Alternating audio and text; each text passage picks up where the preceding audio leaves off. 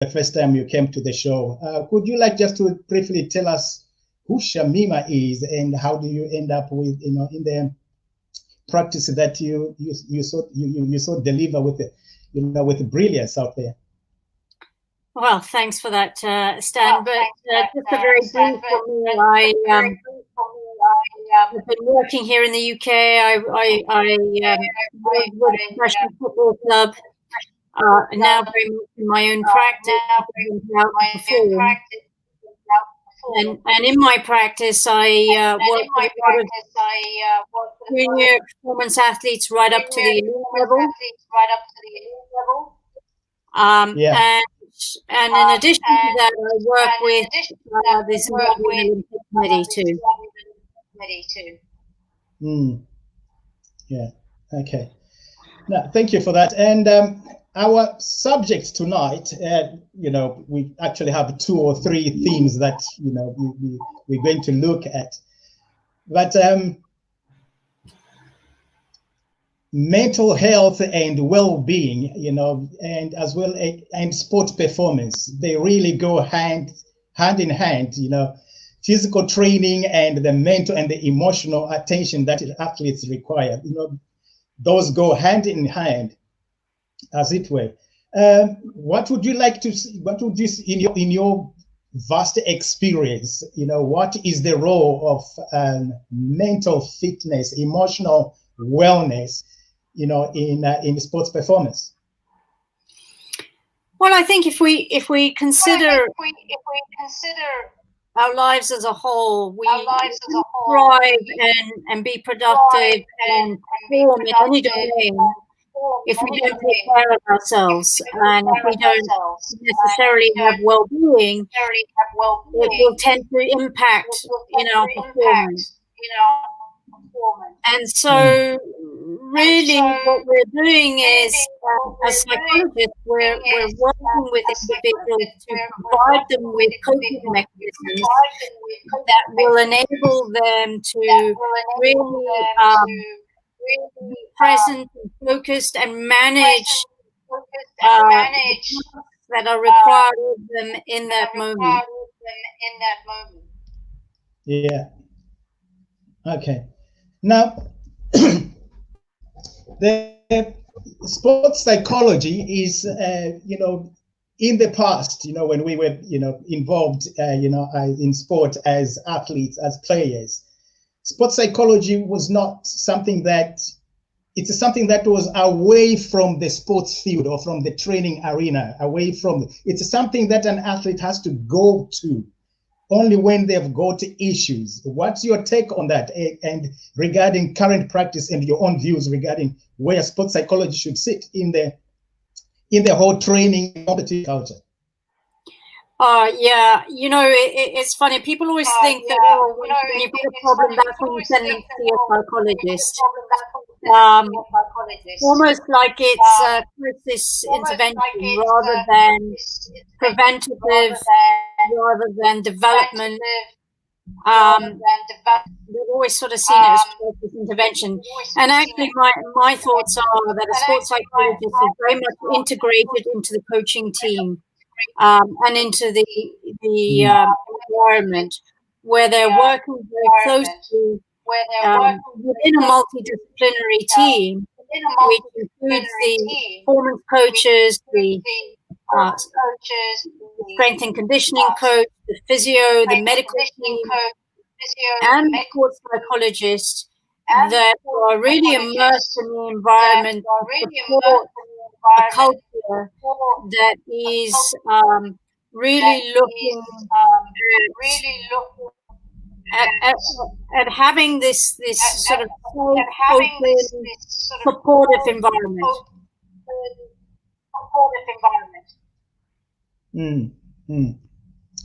Now, that's a fairly recent trend and a recent view regarding interdisciplinary, collaboration of different sciences and different practitioners to provide for the, for the development of the athlete.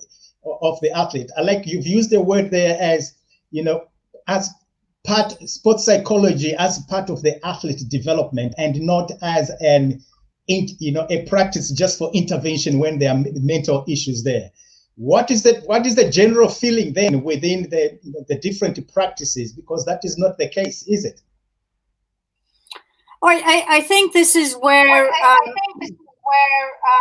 the field is sort of evolving, and where organizations are becoming more aware of the impact that a sports psychologist can have within the environment.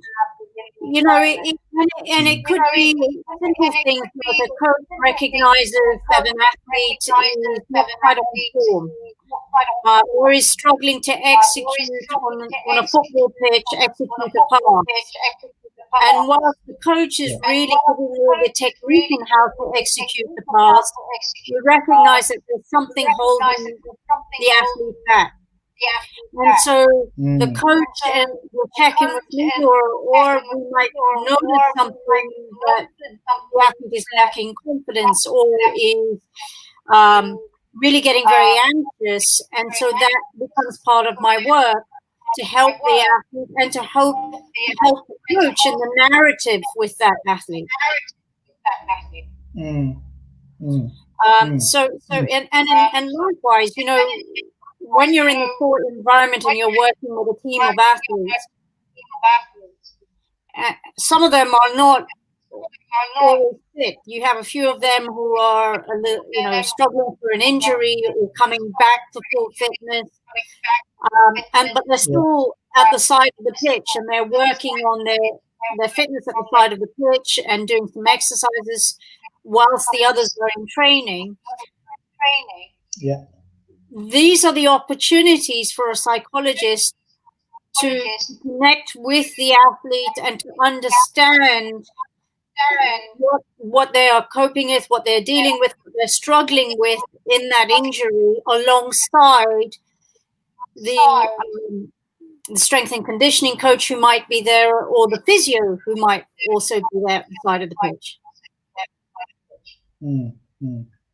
You know, one would ask that it's fairly, I suppose, easy to meet the athlete when they are in that condition, because there's something obvious, going on, with their training. They are not able to train because of injury, but people would ask, so at what point would, in a situation where there's no injury, as it were, and there's nothing as obvious out there, at what point would a sports psychologist come in to help an athlete or support an athlete or develop an athlete, as to use your term there?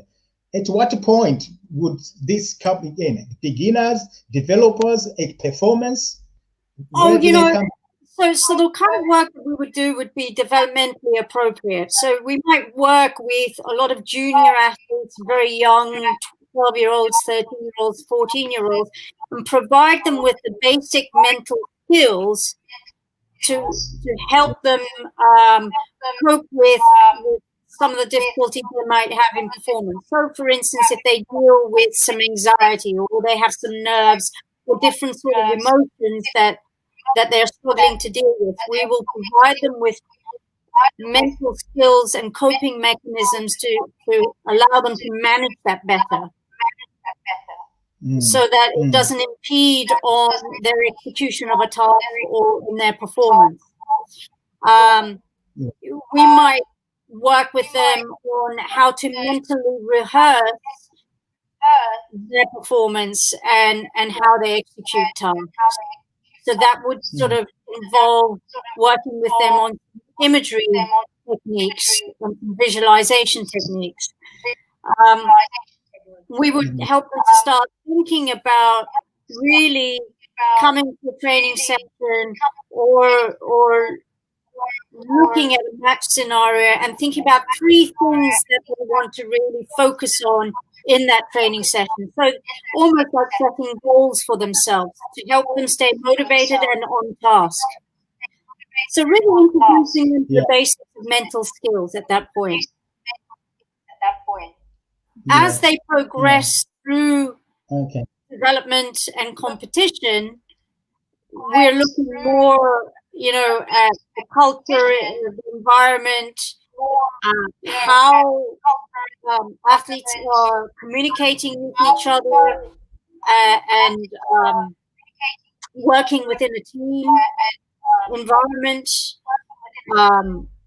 We'll look at the dynamics between a coach and an athlete and how that athlete relationship is working. We'll take in the whole context of the environment. That's brilliant. I can appreciate, what you are saying there from a coaching point of view, in that working with the athletes on their physical side and their technical side. For developing athletes, it's important to set the foundations right. Set the foundations right for what they are going to encounter as they develop and become high performers. Because if those fundamentals are not in place, the physical fundamentals are not in place, and the technical fundamentals are not in place, it would only compromise their rate of development for a start. It will also compromise their performance when they become seniors, because they will not cope with the amount of work that they do. They will struggle with the amount of competitions that they do, because of the high demand placed on their body by those the training and the competitions then. So I can appreciate with what you're saying there about the need to give athletes, developing athletes, the necessary mental and emotional skills to be able to cope alongside their physical and technical demands, of their chosen sport. Yeah, Stan, you make a good point there, because I think if we think of it in terms of what the Football Association like to use a four-corner model, and they talk about the technical, the tactical, the physical, and the psychosocial elements, which is the four corners. And the way that I see it is that the psychological aspect of any sport impact how you technically engage in the task, your technique. It filters into your tactical approach, and it filters into the physical aspects of your fitness. So, for instance, technically, when you are asked to rehearse and practice a skill, you can also visualize and mentally rehearse that skill to enable technical execution of the task. Yeah. In tactical play, you're always needing to be very aware of your environment. If you're playing on a team, on a pitch, for instance, you need to be aware of where other players are on that pitch. You need to be aware of where the gaps are on the pitch. And so there again, the psychological aspect of really developing that awareness and having a present-minded focus to enable you to execute certain tasks that put you into that space, or allow you to pass a ball into a space, or to the feet of your teammate.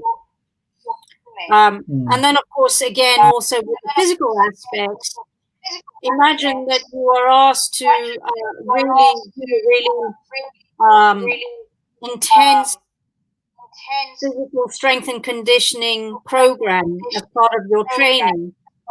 And some athletes struggle with that, with the motivation or the commitment to that program. A psychologist will help them through setting goals that allow them to stay committed to that, and to find the motivation to help them engage in that program.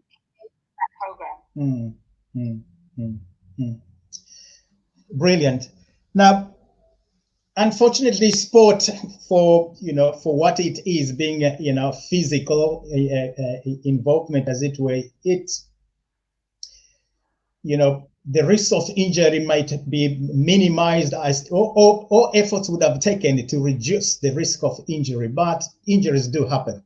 They come along with with the sport. They're part and parcel of sport, and this is where you find it's the athletes that have got certain coping skills, mental, emotional coping skills that seem to come through during that period of injury to be able to return. For others, that it becomes a difficult issue. Others don't even come back from it. What are your views on athlete transition from injury to performance? What are the mental issues, and how do people overcome that? When an athlete picks up an injury, you may notice that they sort of are going through some stages. They might actually first deny the fact that they've even got an injury or that there's anything wrong and try to push through. They may then develop some anger around the fact that actually they are struggling, and they start to sort of bargain. Well, if I just do this, I might be okay, and they go through that sort of stage.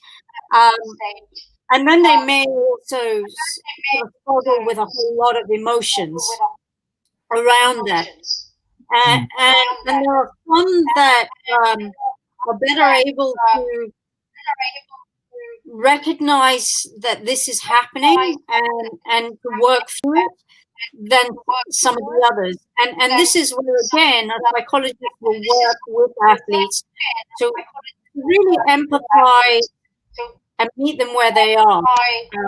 To first acknowledge some of the difficulties that they may be experiencing, to validate some of the emotions that they are experiencing, and then once you've been listening to them and hear what they are struggling with, to help them with some coping mechanisms.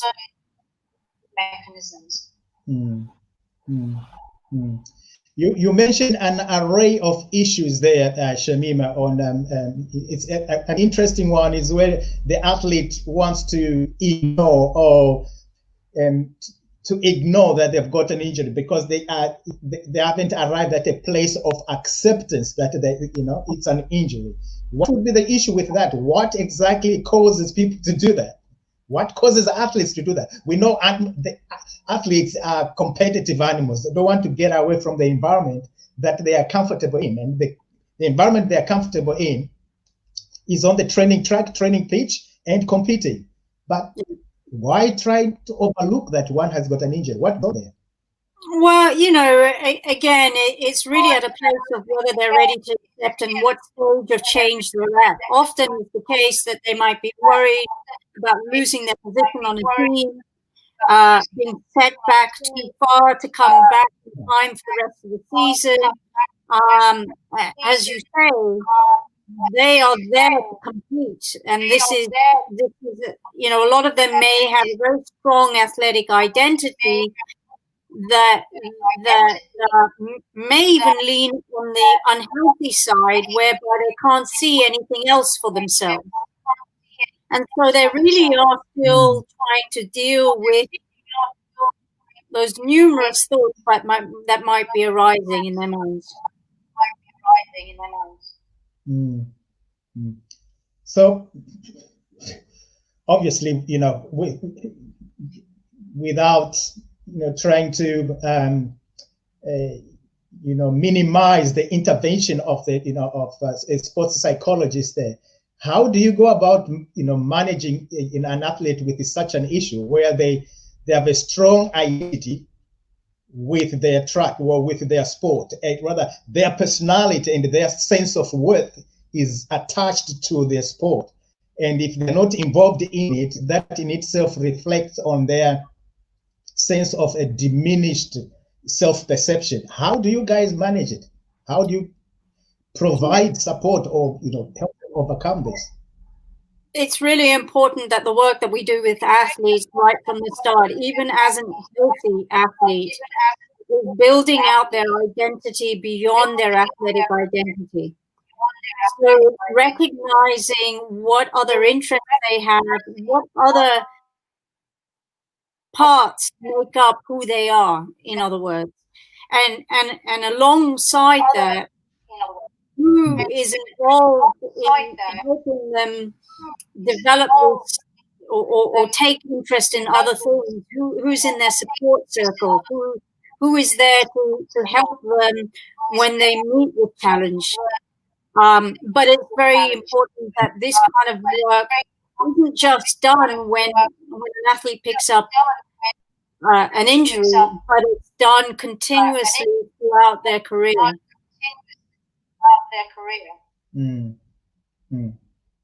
Oh, that's important.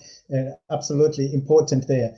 Now, transitioning from injury to performance, from a coach point of view, I will notice that there is going to be a tentative approach, even when physically, the experts have given them a green light to go back into training.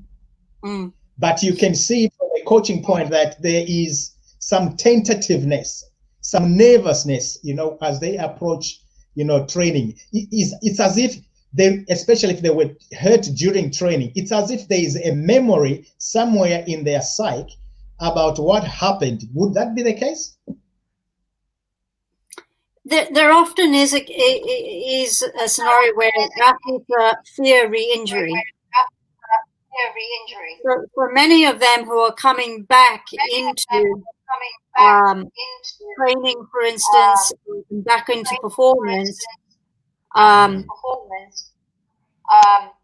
they'll be brought back into performance through a staged approach with the help of a strength and conditioning coach and a physio in any case. But mentally, it's also important to check in. Where are they at? Are they ready to return to play, mentally and psychologically? And again, when we check in with them on those in what stage they're at, if they are not ready to return to play, we must do so with caution and recognize and keep an eye with them so that they are not at risk of further injury. Because that's always the risk if an athlete comes back too early, where they may be physically ready but not psychologically ready. There could be a risk of further injury. Yeah. Okay. Yeah. So, what advice would you give to coaches then? Because I'm not so sure that this is a common approach by coaches. If somebody just turns up, it's, hey, listen, it's time to go for work. Get in with it and let's get it dusted down. What views and advice would you give coaches, in athlete management, especially those that are returning from injury to performance to play? Stan, in the sport environment, it's all about relationships, right? It's really understanding where your athlete is at. It's having a conversation with them to understand where are they at, do they have any fears? And oh, sorry, something is happening. My screen has totally disappeared. I'm back. There you go. Sorry about that. And by having that open discussion, the coach will learn a lot about the athlete and where they're at mentally and psychologically. And then it's really sort of helping them along with the team of people around that athlete in managing some of those fears. So not really pushing too hard with the athlete, but really gradually reintroducing them into the sport. So, and I think this is where it's not just about the technical coaches. It's about actually even the other coaches, the physio and the strength and conditioning coach, are really working with the athlete to bring them back in gradually so that they are better prepared and they have more confidence in returning to the pitch into intense training.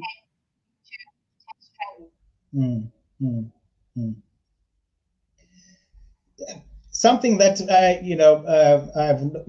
we come across, coaches is an athlete that suffers a recurring injury.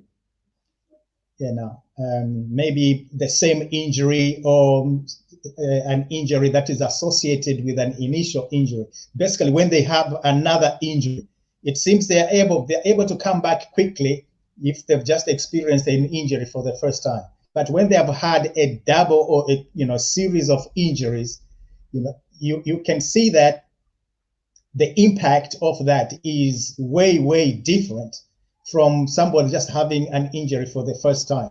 Is that the case? Do they struggle with different issues, emotional issues, mental issues, in those circumstances? I think there are many different reasons, Dan. An athlete may pick up. I had an athlete who had injury for 2 years, ongoing re-injury, ACL injuries. And each time would go through the routine of recovery and do everything that was required of the athlete, but still pick up an injury when they came back into the environment. And sometimes it could be just down to the athlete's physical body, and the composition of their muscles and their own body. Sometimes it can be mental. It really depends from athlete to athlete. But where it is a psychological and a mental concern or aspects that are holding the athlete back, what we would work with them on is managing some of those emotions, trying to be present to allow them to really focus and commit with a sense of confidence in the moment, to help themselves with some self-talk mechanisms, to really encourage themselves in their training, and give them some tools to help them, some imagery work we might do with them, and really help them to stay present in the moment whilst they're in training.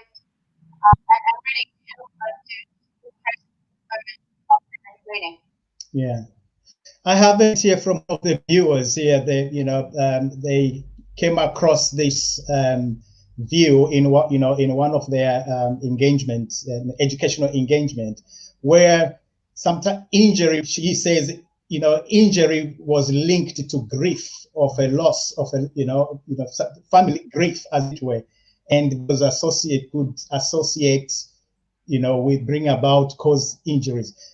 What's your view on such a thought? I'm not sure if that an athlete is going through. I think what this gentleman is talking to, if I'm not mistaken, is that the process of what I described to you, where the athlete is in denial and experiences anger and starts to bargain with themselves, and also dealing with a whole lot of emotional concerns, may even experience depression before they get to an acceptance stage, is what we call the grief response. That in itself is the grief response of when you pick up an injury, an athlete is likely to have a grief response. So it's working with the and it's identifying some of those responses in helping them to move towards acceptance. Yeah. Now, thank you very much there, Shamima, for that insight, regarding, from one of the viewers there. Shall we touch on career-ending injuries?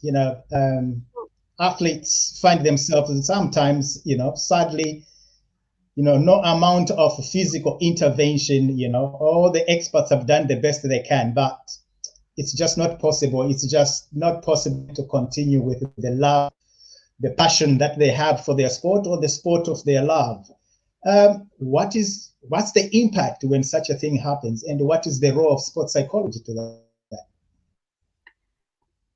The athlete, look, the work that we do as sport psychologists, this is where we feel it's very important that sport organizations have a psychologist within the environment, because it's really about supporting that athlete through their whole journey, even when they're healthy, to build out an identity beyond being just the athlete.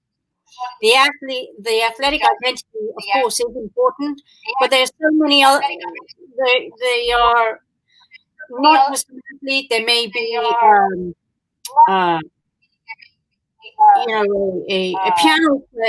a pianist. They may be a brother and to someone.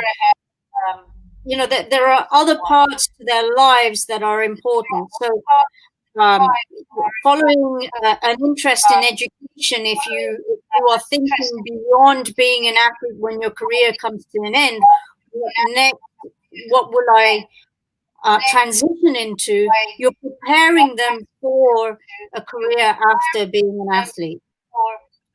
And so when you are working with them throughout the journey, that impact of a career-ending injury, we would hope, is less severe.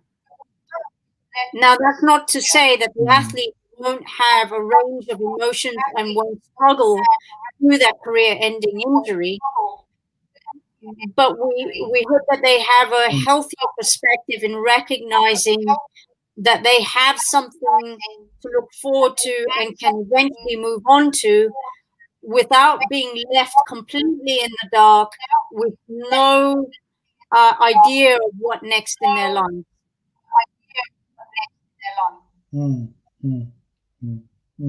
Yeah.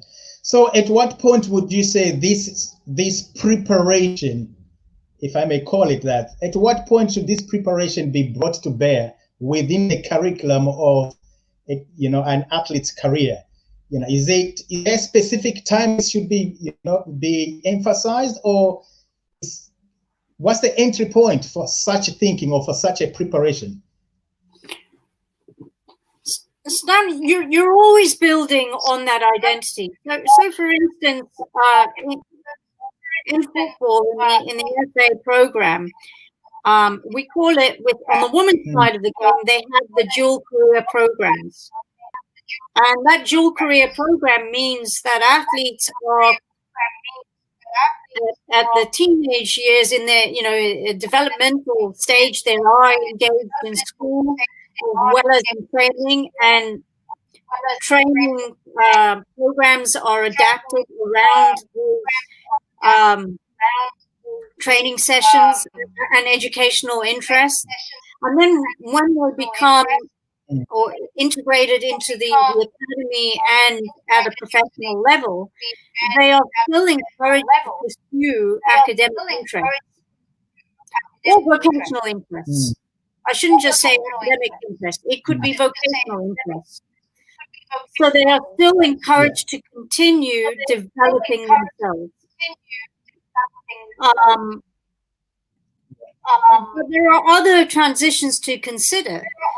So if we talk about a junior level athlete who is transitioning into maybe a high performance center, and it might be that they are transitioning from more of a local center to a national training center, that in itself is a transition that we would discuss ahead of time what the expectations of that transition mean. So in the same way with injuries, we are constantly reassessing at what stage they are at in that injury rehabilitation, but also if they're coming to the end of a career, we are supporting them in that career-ending transition and acknowledging some of the emotions and the thoughts around that, but really pointing out the support mechanism, their resources, who the where they can get help and support from, and help them navigate that transition.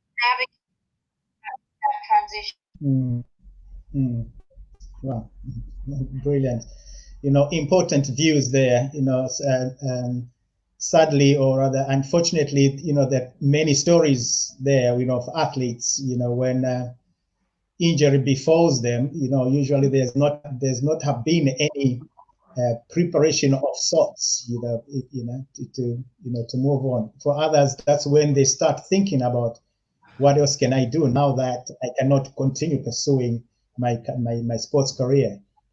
So it's interesting to hear that, it's an important part of development to involve, rather, to start thinking, about post sports career involvement by running, parallel development programs alongside one's sports career. I know many athletes and athletes and coaches encourage that, but sometimes it's an area that is not given due attention, shall I say. So thank you very much for sharing that, Shamima. Before we go, I'd like to find out from you, with the lockdown and the current circumstances that we find ourselves the world over, the uptake for physical activity really has, gone up, and among the physical activities taken up is running. What would you say is the role of sports psychology, for people wanting to start to run, but they have whatever, backs or whatever barriers what are the barriers holding people from starting to run, or those who are not so sure and are nervous about getting on with that running? Has sports psychology a role to play? And if any, what does it do? What role does it play? There may be a role, but I mean, for me, it would be identifying some of the motivations of why the individual is wanting to run, and to connect that to some of their values. So what is it that is important? Are they running because they want to become a performance runner? Are they running to really because they want some self-care? Is it something that they feel is their time to sort of connect with nature? So really understanding their motivations and connecting that to some of their values to help them stay committed to their journey, and then putting in place some goals that will allow them to commit to starting out and continuing with that running program. Yeah. Shamima, you've worked with some superb athletes. I know you've worked with some women's football teams, Premier League team, women's Premier League teams. With that, would you say, is there a variance or difference between the issues that you have been able to encounter within the female environment, sports environment, and the male environment? Is there anything there that you as an expert would be able to highlight to coaches? What kind of barriers are you referring to, Stan? Sorry. Are you asking me to make a comparison of what it's like to work with male versus female, or have there been any personal barriers for me in entering some of those environments and then working with some of those individuals? No, not personal, not barriers to your own profession working with that barriers, but in any variances, any between the female athlete and the male or athlete. Any differences relative to sports in coping, as an example, coping with. Right. Okay. So the differences between working with women and working with men, and whatever I noticed with those athletes. Yeah. Okay. So Yes. what I have noticed in working in a female environment is that, and again, not to overgeneralize, but women are more more able or more willing, rather, to share their emotion and to communicate and express what they are dealing with and feeling. And they like to have a conversation about things. So if you give them an instruction to go out and train on the pitch, and you sort of say, well, this is the routine and this is what I want you to go in and what skills I want you to do, they may want to have a conversation about that. Boys are far more about, you give them an instruction and off they go, and they're very much about just getting on with it and not needing or wanting to have too much of a conversation around it. And I think there's also this idea that we have socialized in society that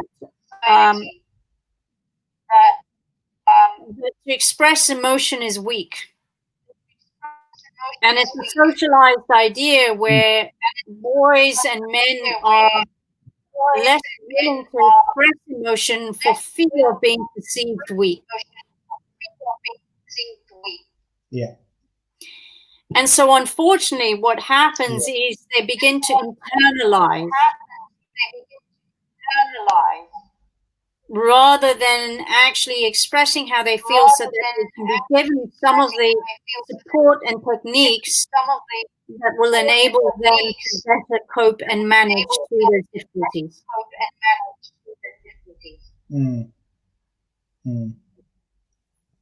Yeah. Yeah. Those are the main differences. Yeah. Thanks very much, Shamia, because that's what I wanted just to hear from an expert's, point of view. The observations you make as a coach, we see these observations on the track relative to, the male and the female athlete. Sure.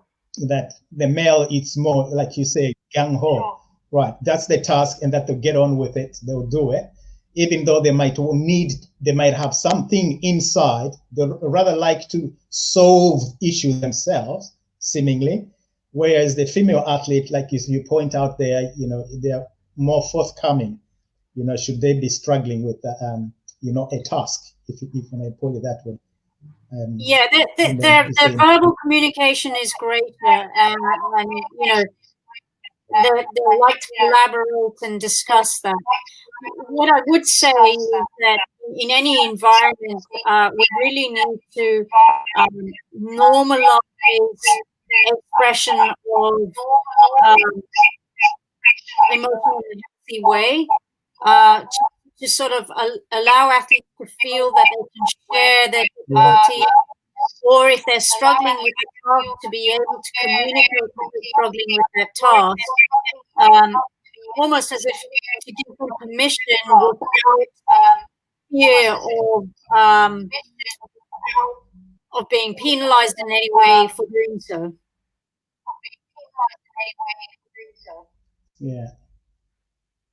Yeah, indeed. Shamima, you've been wonderful. You've been great. Super duper insights there and views there, for both athletes and for coaches. Tell us more about your practice. If people want to get in touch with you, they think what you have said, how do they get in touch with you? Very easy. Thanks, Dan. I'm on the social media forums, Twitter and Facebook as Empower Digit to Perform is my company name. And I have a website called Empower to Perform. So again, if you look me up on that, my details are there to email me, phone me, contact me for any further help. And I'm sure that anyone can reach out to to yourself and also get details if they need it. Yeah. Well, I think you have empowered us to perform, and many viewers have been empowered to perform with your views and insights tonight. Thank you. What's left for me is to thank you much and say good night for coming on to the show tonight. Wonderful. Thanks so much, Stan. Nice to always be with you. Thank you. Cheers. Bye. Bye-bye. Bye.